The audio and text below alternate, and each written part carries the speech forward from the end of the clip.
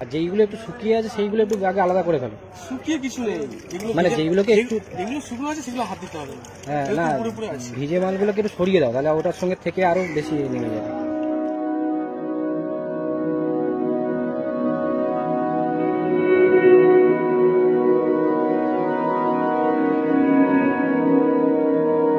আমার এই প্রথম দেখলাম যে এই মেশিন ঘরে জল উঠছে।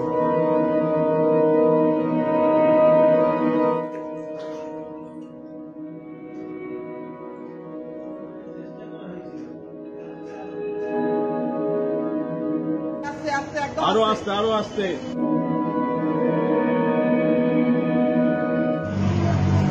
কি অবস্থা দেখো, বই পুরো এরকম ফুলে গেছে। দেখতে পাচ্ছ যে কিভাবে পুরো বই ফুলে গেছে।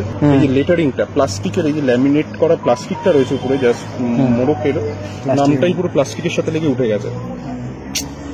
পুরো তো ডুবে রয়েছে। আমি একবার খালি ওপরটা দেখলাম, যখন বাড়তে এসেছিল আমরা মোটা হয়েছে।